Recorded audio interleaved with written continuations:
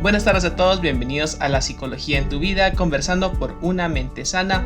El día de hoy traemos nuestro episodio número 12, nuestro final de temporada, con el título Nunca te olvidaré, con mi invitado del día de hoy, el licenciado Byron Ruiz. Licenciado, muy buenas tardes. Muy buenas tardes, Jorge, un gusto saludarles. Es un gusto para nosotros tenerlo aquí también y me gustaría empezar esta entrevista en nuestro primer segmento, que es de nivel individual, comenzando por la pregunta: ¿cuáles han sido los principales motivos de duelo durante este último año? Bueno, habría que hacer un comparativo para tener una idea más compleja, porque digamos que hace unos 50 años, 60 años, el motivo era en los niños el mayor índice de mortandad y era que por infecciones, por desnutrición, y en cambio ahora ha habido por la constante evolución de nuestra cultura, de nuestra sociedad, hay nuevas enfermedades en los mismos niños, ¿verdad? Sobre obesidad, por ejemplo, diabetes y enfermedades que antes eran solo de adultos. Hoy está más frecuente en niños, podríamos ver como nuevos motivos por los cuales se ha dado este nivel de mortandad. ¿Y cómo describiría usted perder a un ser querido por la pandemia?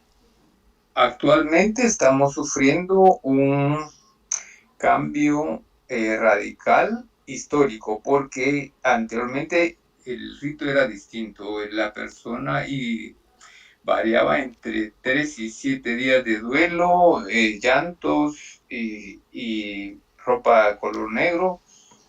Y hoy por hoy, desde hace un poco más de un año, después de esta crisis de salud que se está llevando de esta manera, todo se ha simplificado, se ha limitado la presencia de incluso los mismos familiares y la partida de un ser querido ya es muy, muy práctico. Esto está quedando para las nuevas generaciones, para los que ahora son adolescentes o niños, es un nuevo aprendizaje, ¿va? ¿Y cuáles podrían ser las reacciones de las personas ante la pérdida de un familiar? Bueno, sigue siendo las clásicas, digamos, las más comunes, que es depresión. Y esta depresión, cada ser humano, cada familiar, dependiendo la edad y las costumbres del grupo familiar, con algún riesgo a alguna adicción corporal, porque el cuerpo o el ser humano en su naturaleza siempre busca el bienestar, el placer, y ante el mismo dolor, la tendencia a agarrarse a adicciones placenteras es clara. Y hoy por hoy, además de la comida, el sexo, las drogas, el alcohol, tenemos todos los juegos virtuales o todas las redes sociales, ¿verdad? Que vienen fuertemente a aislar a la persona del dolor, y podría ser un mecanismo, ¿va? De fuga. Y hablar un poquito más sobre lo que es lo que tenemos la pandemia el día de hoy. ¿Cómo se han vivido estos procesos de duelo durante la pandemia?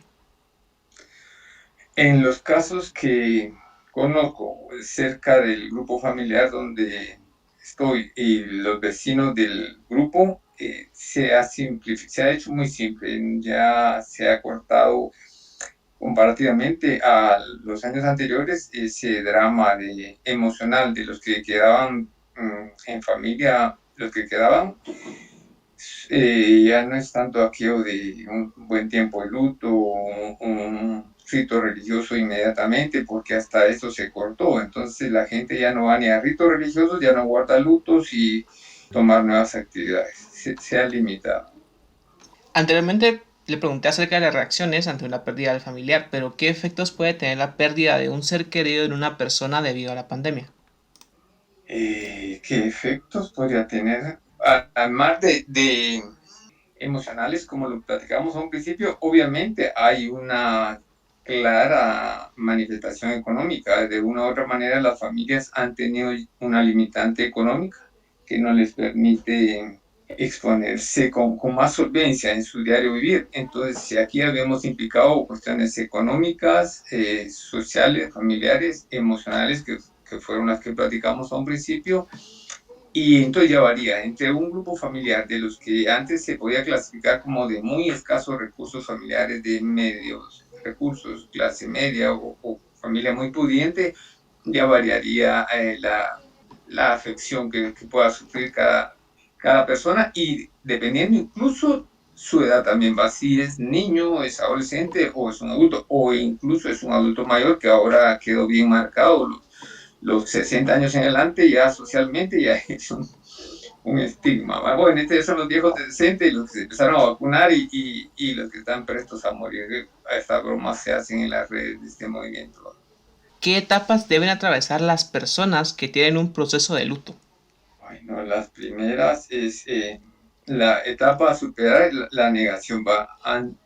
Nos educaron muy mal con el mito de la muerte o a veces de la misma vida que no nos enseñaban a aceptar el proceso. Uno viene, nace, crece, se reproduce, se envejece y se muere, y ahí en teoría muy bonito, y en las escuelas muy bonito, hasta se contestaba en el examen muy bonito, pero en el grupo familiar uno siempre negó la muerte, y que no se muera la abuela, que no se muera el abuelo, que no se muera el tío, y empezar a negar, y en ese momento hay sufrimiento por estar negando la realidad biológica.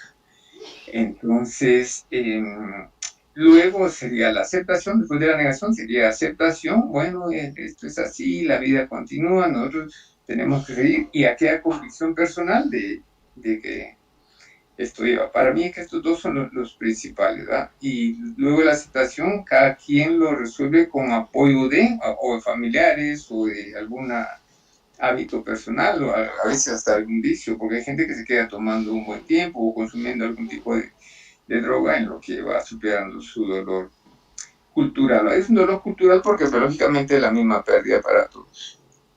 Y junto a estas etapas y a esta aceptación del final de una etapa de duelo, también vienen acciones, las acciones de las personas que pueden tomar luego de pasar todo este proceso. ¿Qué acciones pueden tomar las personas afectadas para sobrellevar el proceso de duelo? Ah, sí, bueno, se presta para acciones positivas porque en cuanto uno acepta el proceso de pérdida, en cuanto uno acepta y va como reconstruyendo, incluirse en ese proceso, se presta el momento para tomar conciencia de levantarse con mejor ánimo y llevar a hacer las cosas de la mejor manera, porque en el diario vivir entendemos que estamos de pasadita en esta experiencia biológica. Entonces podría ser en la gran mayoría de los casos, porque yo creo que ahí tenemos a favor el instinto y la parte instintiva de seguir adelante, como le sucede a todos los seres humanos en cualquier época de la historia, aunque hubo guerra y aunque hubo tragedia y cualquier situación fuertísima, terremoto, la gente, los que quedaron, querían sobrevivir a su manera, querían seguir viviendo. Entonces, ahorita, hoy por hoy, estamos viviendo esta crisis de la misma manera. Los que hemos quedado y tenemos que entender que se presta la oportunidad para llevar una mejor vida, de la mejor manera posible. Justamente antes usted mencionaba que en la escuela nos enseñan de lo de naces, creces, envejeces y mueres. Hay que preguntarlo, ¿cómo se le puede informar a los niños acerca de la pérdida de una persona?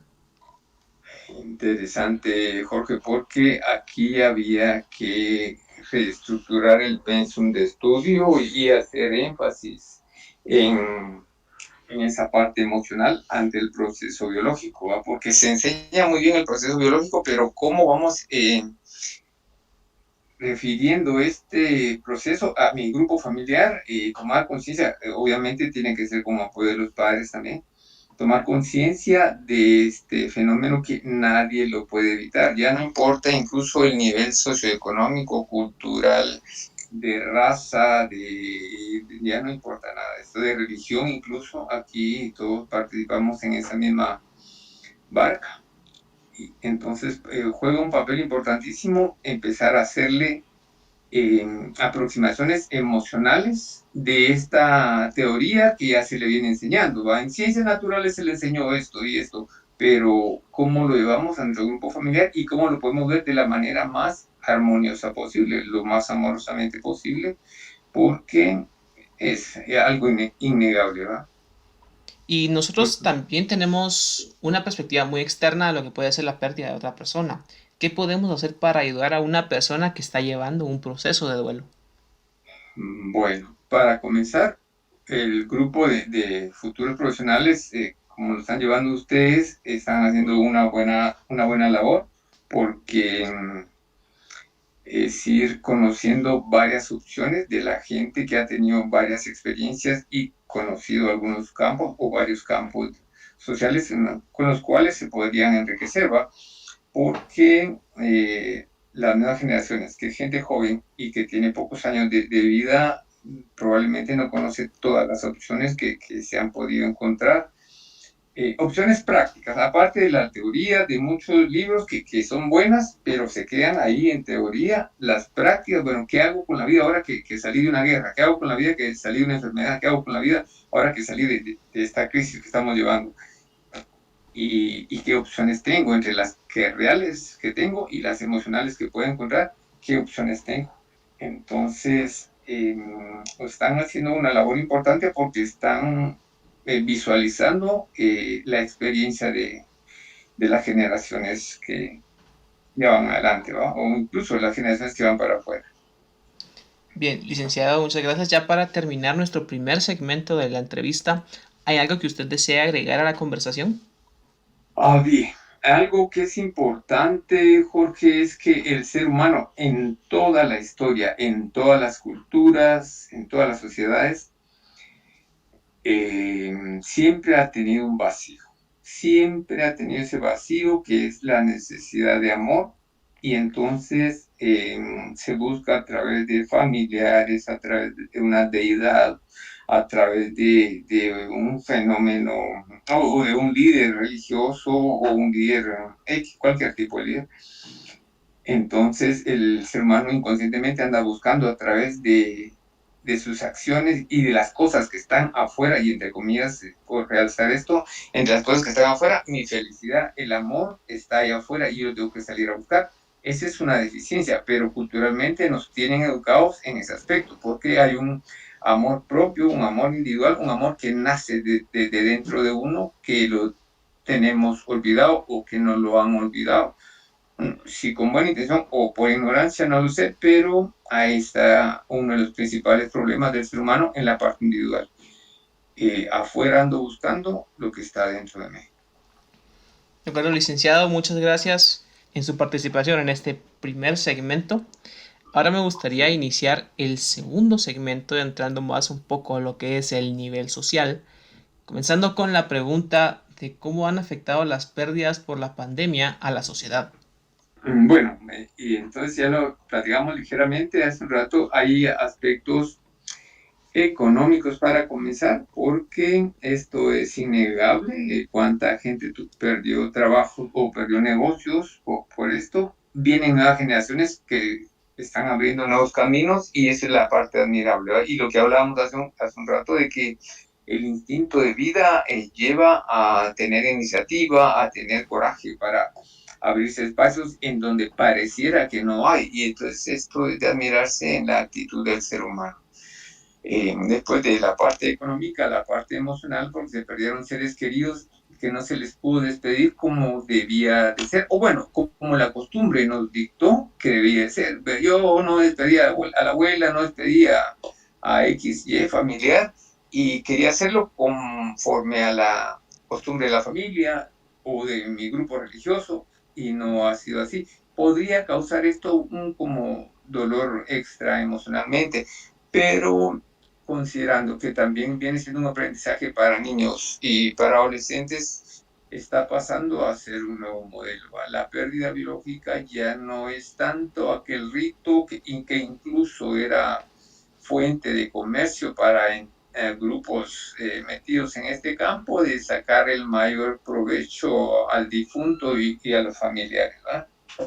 Entonces, es esta la parte que habría que realzar, porque ha habido un cambio. Aquí hay un cambio de costumbres, un cambio que automáticamente implica conceptos emocionales personales y a transmitir, porque futuramente las generaciones que hayan vivido esta experiencia dentro de 10 15 años estarán por ahí heredando patrones similares, ¿no? Es cierto, porque estamos viviendo un cambio que vino a, pues valga la redundancia, a cambiar todo lo que nosotros estábamos acostumbrados a vivir anteriormente. ¿qué tipo de luto estamos viviendo nosotros actualmente? Bueno, como nos cortaron toda la costumbre hablábamos de que antes había que estar tantos días, de una familia a otro variaba entre 7 y 3 años de negro, depre y sin mayor apertura a la vida y a los días que nos quedan, porque quien se quedó de sobreviviente y despidiendo al muerto no tenía plena conciencia de que está en la lista, ¿va? De partir en algún momento. Luego, esto simplificó y no es negativo, podría ser una parte muy positiva en la medida que se va entendiendo que la persona que ha vivido de una forma muy simple este duelo podría rápidamente retomar su propia vida, porque es lo que hablamos inicialmente, que solo es estar en la lista, ¿va? Los que están en fila, el niño que hoy nació, la criatura que hoy nació dentro de 50, 60 años va a tener su propia crisis existencial. De hecho, debido por la pandemia que estamos viviendo hoy, han habido muchos cambios en nuestra cultura, de que teníamos de ir a un velorio, velar al que había fallecido y pasar un rato con las personas que estaban a su alrededor, pero eso desapareció completamente. ¿Qué efectos puede causar el no despedirnos de nuestros seres queridos? ¿Qué efecto puede causarnos? Bueno, emocionalmente alterar, ¿va? La pérdida de un ser querido siempre lo primero que va a afectar es la parte emocional, porque por tendencia y lo que comentábamos en el segmento anterior es que el ser humano siempre quiere sentir una fuente de amor y sentirse amado y la constancia de que es amado. Y si en eso se muere esa constancia que teníamos cerca, afecta inicialmente la parte emocional, sentimientos, pensamientos y conceptos, porque entonces ya viene la mente en su complejidad a crear conceptos. Ahí es donde se espera que saque el mejor provecho, porque una depresión podría, de hecho es una parte emocional muy fuerte, podría llevar a problemas de salud y existenciales de la persona que sobrevivió, o sí, del ser que quedó vivo. ¿Puede el apoyo social ayudar con la superación del duelo? Sí, si hay buena intención, igual, pero esto ya es a nivel de administrativo de los gobiernos que tengan esa buena intención, va, porque, por ejemplo, el caso ahorita de la nueva promoción de psicólogos que va a tener un papel importante en este nuevo proceso y en estos cambios que están dando, esa es una opción. La otra es la literatura. Hay desde siempre gente que ha encontrado consuelo con grandes personajes de la literatura que ofrecen motivación, que ofrecen visiones filosóficas muy complejas y muy ricas para cada uno de nosotros, considerando que también cada uno de nosotros interpreta a su manera lo que ha leído. La misma familia también, bien consciente y capacitada, podría ser una fuente de apoyo para las nuevas generaciones que han sufrido pérdidas. Y en Latinoamérica, los lugares fuertes, digamos Estados Unidos, México y Centroamérica, existen muchos los programas de Alcohólicos Anónimos, que también ha tenido su conversión a programas de neuróticos anónimos, gente con problemas de carácter depresivos o de mal carácter y todas estas deficiencias sociales, ¿va? Entre enojo, ira, celos, resentimientos, envidia. Son lugares en los cuales podría ayudarse. Está otro que se llama codependientes anónimos, aquellas personas que perdieron el amor de su vida por X y motivo, por celos, por cambios, por lo que sea, y eso no lo acepta, y al no aceptarlo cae en depresión, y caer en depresión cae en consumo, y caer en consumo es meterse a cualquier adicción, y todos son grupos de terapia que podrían ser buenas opciones para ayudar a esta gente que está pasando su propia crisis. Y hablando un poco más de lo que son las poblaciones, de las distintas poblaciones que viven el día de hoy, ¿cómo se han visto afectadas pues estas distintas poblaciones? O sea, los adultos mayores, los adultos, adolescentes o niños, al vivir la separación de un ser querido sin despedirlo. Sí, la parte más importante es que la emocional, ¿va? Y lo amarramos un poco al tema básico y existencial del ser humano, la necesidad de sentirse amado. Y en cuanto esto se interrumpe abruptamente, afecta a la salud emocional posteriormente. Si afecta la parte, perdón, si afecta la parte emocional posteriormente en la parte física, entonces puede caer en depresión, puede caer en alguna crisis de enfermedad por no comer, por no dormir, entonces viene ya la parte biológica y se complica eh, el duelo, la separación, ¿va? Pero caemos desde el principio de que el ser humano quiere sentirse amado y de ahí que cada quien tiene su propia fuente y puede ser que la haya perdido o no. Por ejemplo, incluso la gente que perdió su grupo religioso porque antes todos los días se reunían, pero con eso de que le metieron que no se podían reunir por el miedo a la enfermedad o a este virus que se habla, dejaron de reunirse y ese para algunos fue un vínculo bien fuerte, ¿no? Toda su vida pertenecieron a un grupo religioso y de repente que le cierren las puertas fue un año crítico. De hecho hay algunos lugares que todavía no han abierto y es su fuente, lo estamos viendo como una fuente de amor que ahí encontraba, porque lo que platicábamos, que realmente la fuente está dentro de cada uno de nosotros, pero la cultura nos dijo, mire, dentro de usted no hay nada, vaya a buscarlo allá afuera, ¿va? En una persona, en un grupo religioso, en un trabajo adictivo, vaya a buscarlo en una pareja, vaya a buscarlo en cualquier cosa, pero no lo busque dentro de usted. Es una de las deficiencias. ¿Cree usted que existen grupos de ayuda para superar una pérdida en conjunto? Eh, que yo sepa específicamente, no, se puede prestar para empezar a promoverla en este momento porque por duelo no conozco grupos de apoyo. Nada más que la que se puede encontrar en la psicología clínica personal y privada. Y, pero en estos grupos de terapia que sí, para mí que sí tienen un nivel de funcionalidad, que sí tienen un nivel de eficacia, no encuentro uno específico, aunque podría ser codependientes anónimos porque es una forma de confrontar el mal concepto que tengo de depender de alguien que ya no está por X de motivo, pero mis emociones están arraigados en algo que no se puede recuperar. Entonces, válido sería una muerte, ¿va? Bueno, que no está, se murió. Y entonces, aceptar ese proceso. Un niño es difícil por cuestiones de cargas fuertes emocionales, pero un adulto sí se le podría llevar a nivel de mayor razonamiento, investigar por un razonamiento y llegar a nuevas conclusiones. Tiene mayor probabilidad si se le encuentra, si se le puede dar apoyo a través de las personas que han sufrido procesos similares, ¿no? Ahora nosotros como sociedad es cierto que hemos sufrido mucha separación actualmente. ¿Cómo se ve ante los ojos de la sociedad la forma en que somos separados de nuestros seres queridos por la pandemia? No, yo en lo personal no he visto mayor reacción como abrupta de repente. Esto no es igual que la vez pasada, no es igual que hace 2 años.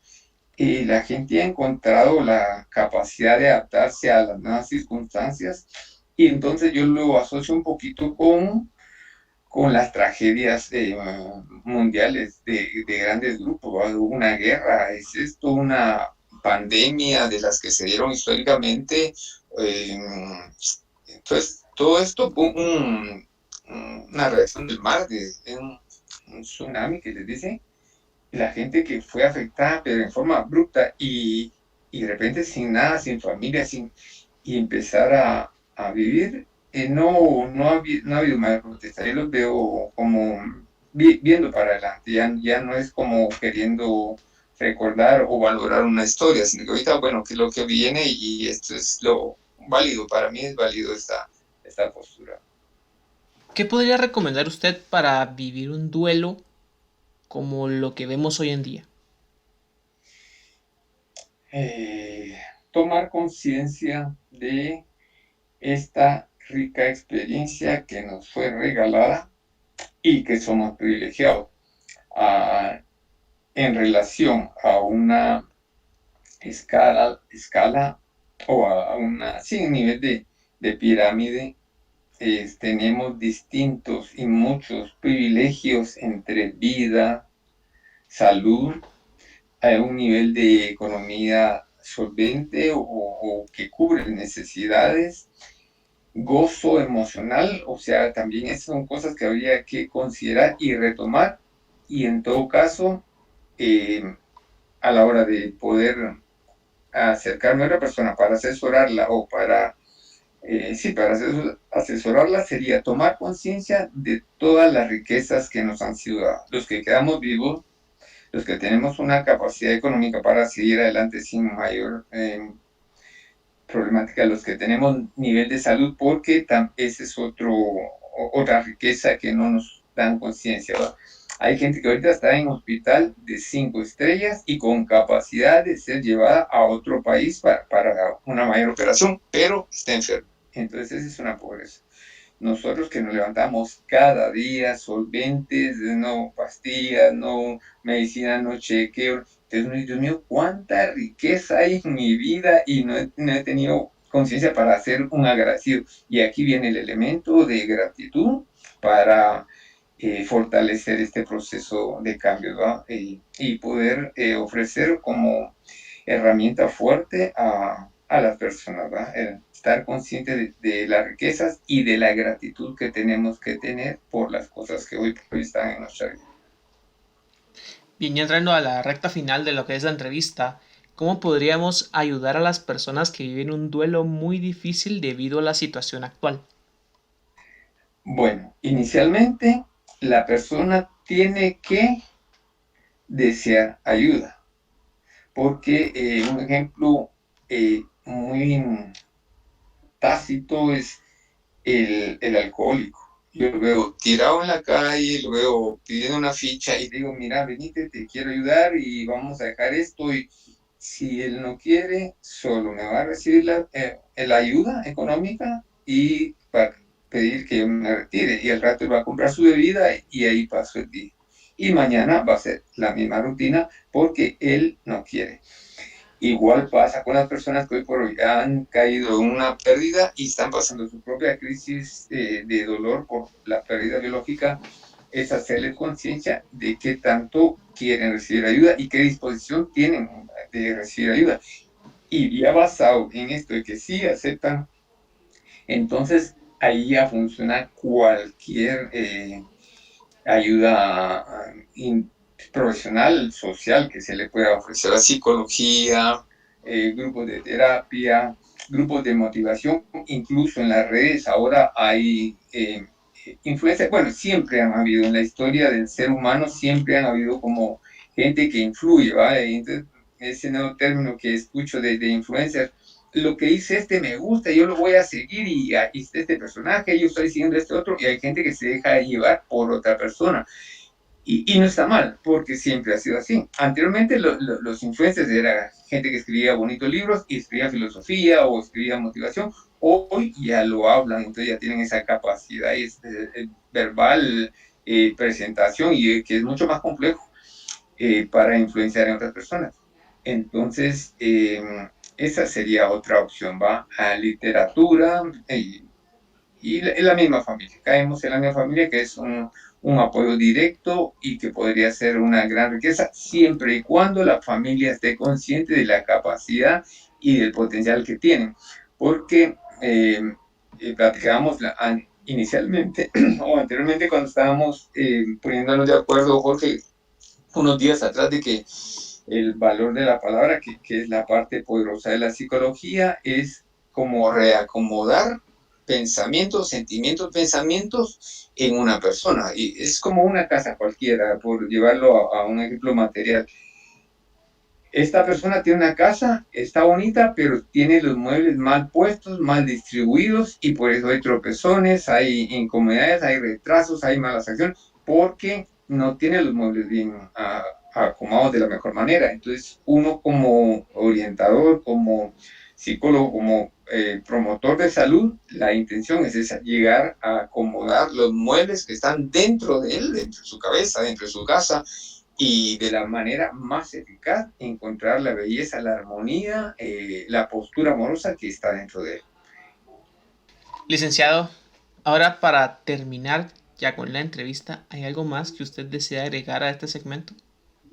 Tal vez recapitular un poco lo que hemos platicado, Jorge, porque está interesante. La labor que están llevando a cabo me parece atinada en el tiempo que me tocó estudiar en los 80s, el siglo pasado. No existían estas experiencias, ¿va? Previo a estas experiencias de formación profesional. Pero el ser humano tiene necesidad de sentirse amado y ese amor inicialmente empieza en el autoconcepto.